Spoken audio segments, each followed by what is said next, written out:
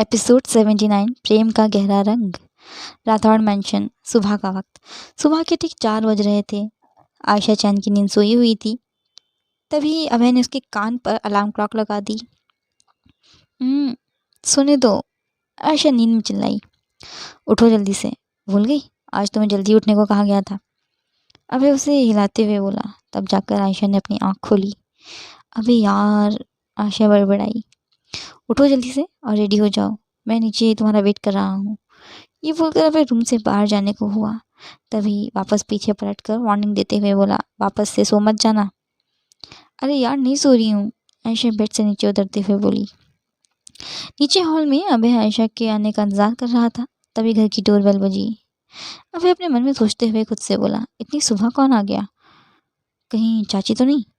इतने में आयशा भी तैयार होकर नीचे आ गई। अनिरुद्ध आयशा भी आधी नींद से उठकर नीचे आए। तभी सुमन ने जाकर दरवाज़ा खोला। दरवाजे पर खड़े अधिराज और दीपिका को देखकर सबके सब चौंक गए। वो दोनों चलकर अंदर दाखिल हुए। तभी अभय ने हैरानी से उन दोनों से पूछा, आप दोनों यहाँ।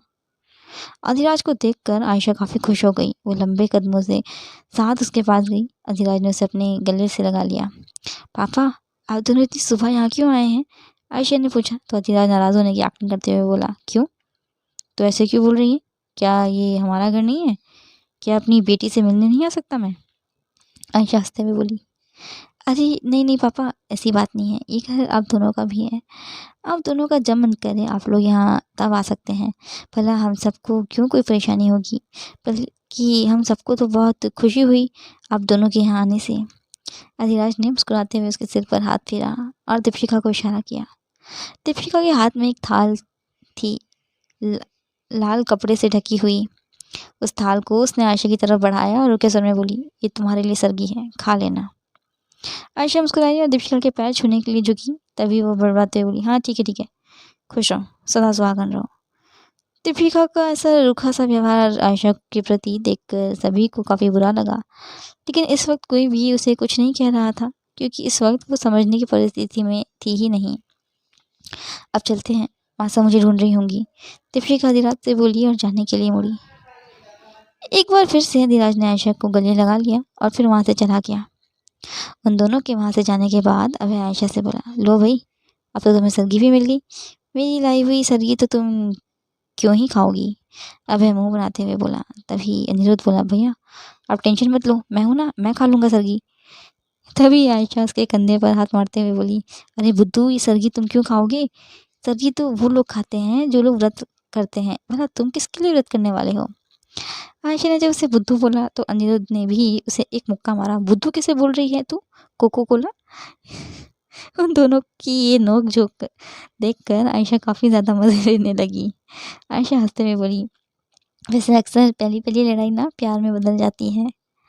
आयशा की बात सुनकर अभय, अनिरुद्ध और आयशा ये तीनों उसे ही घूरने लगे। क्या तुम तीनों मुझे ऐसे क्यों घूर रहे हो, अपने कहे हुए शब्दों पर पछताते हुए आयशा बोली। नीनी, तेरी और जीजू की भी लड़ाई हुई थी क्या, आयशा ने उससे डेस्परेट होकर पूछा। अपनी और अभय की पहली मुलाकात को याद करके आयशा शर्म से लाल हो गई। चलो बहुत हो गया है हंसी मजाक, अब अपनी सरगी खा लो। अभय ने अपनी सरगी की प्लेट टेबल से उठा ली। तभी आयशा ने बोला, पूरा दिन भूखा रहना है मुझे, सासू माम की लाई हुई सरगी कम पड़ सकती है, तो तुम मुझे ये वाली सरगी भी दे दो। आयशा ने अपनी लाई हुई सरगी की प्लेट अभय ने अपनी लाई हुई सरगी की प्लेट आयशा की तरफ बढ़ाई। आयशा ने जब अभय की लाई हुई सरगी की प्लेट से कपड़ा हटाया तो आयशा का फेशियल एक्सप्रेशन कुछ ऐसा था, कितनी अनोखी सरगी है ये, एक पिक तो बनती है। सरगी की प्लेट में फ्रूट एंड नट वाली चॉकलेट, कीटो सैंडविच, साथ में एक पनीर का पराठा था। आयशा ने सरगी की पिक खींची, फिर उन दोनों ने मिलकर सरगी खाई, क्योंकि अभय भी आयशा के लिए व्रत रख रहा था। अनिल और आयशा भी अब जग चुके थे तो दोनों ने चाय पी ली। पूरा दिन आयशा ने इधर उधर घूमते हुए बिताया ताकि उसे भूख का ज़रा सा भी एहसास ना हो। रात का वक्त, दुल्हन की तरह तैयार श्यार होकर आयशा छत पर पहुंच गई चांद को देखने के लिए। लगभग 10 मिनट बीत चुके थे मगर अभी तक चांद आया ही नहीं था। तभी अचानक से चांद निकल आया। आयशा काफ़ी ज़्यादा खुश हो गई और खुशी से कूदने लगी, लेकिन तभी उसे कुछ अजीब सा एहसास हुआ। वो बड़बड़ाई, ये चांद इतना हिल क्यों रहा है। मगर ये सब इग्नोर करके आयशा अभय को बुलाने के लिए नीचे भागी। अभय छेती छेती चलो, चांद आ गया है, आयशा हाँफते हुए बोली। तभी सायशा बोली, इतनी जल्दी कैसे आ गया, पटाखे तो फूटे ही नहीं। अरे यार, एक्साइटमेंट में लोग पटाखे फोड़ना भूल गए होंगे, आयशा ने जवाब दिया और अभय का हाथ खींचकर उसे छत पर ले गई। कहाँ आया चांद, अभय ने पूछा तो उसने अपनी उंगली से चांद की ओर इशारा किया। वो रहा चांद, आयशा बोली। तो अभय ने कुछ नोटिस करते हुए कहा, ये चांद इतना हिल क्यों रहा है। ये बोलते ही अभय चांद की तरफ बढ़ा। अभय ने वो हिलता हुआ चांद अपने हाथ में पकड़ लिया। वो असल में कोई चांद नहीं बल्कि चांद की शेप का एक चित्र था। वह चित्र खींचते ही अभि और अभिमन्यु दोनों साथ में नीचे गिरे। तुम दोनों, अभय ने हैरान होकर पूछा। उन दोनों को देखकर तो सायशा और अनिरुद्ध भी हैरान थे, खास तौर पर उन दोनों की ये शैतानी देखकर। वो दोनों हल्का सा मुस्कुराए और बोले, हेलो गाइस, व्हाट्स अप। तुम दोनों सुधरोगे नहीं कभी, अभय उन दोनों को डांटने लगा। तभी वो दोनों भागकर आयशा के पीछे छुप गए। भाभी मॉम प्लीज सेव अस, दोनों के दोनों एक साथ बोले। अरे यार, आज के दिन तो मजाक नहीं करते तुम दोनों मेरे साथ, आयशा मायूस होकर बोली। तो उन दोनों ने आयशा के गाल खींचते हुए कहा, आर क्यूटेस्ट ब्यूटीफुल भाभी मॉम, तुम दोनों को तो मैं नीचे चलकर बताऊंगा। ये भूलकर अभय बोला। तभी पटाखे फूटने शुरू हुए क्योंकि फाइनली अब हकीकत वाला चांद निकल कर आ चुका था।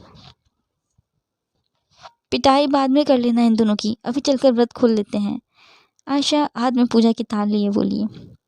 उसके बाद आयशा ने चांद की पूजा करी।